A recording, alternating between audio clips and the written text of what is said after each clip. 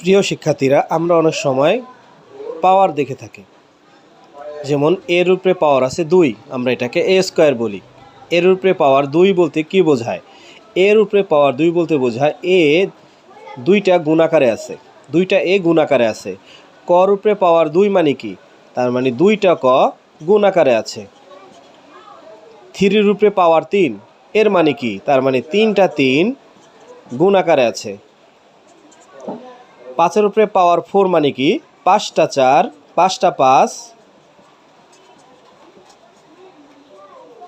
গুণাকারে আছে। 5a whole cube এর মানে কি?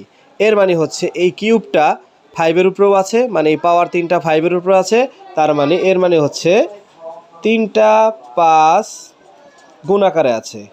তারপরে আবার এর উপরে কিউব মানে হচ্ছে 3টা এ গুণাকারে আছে।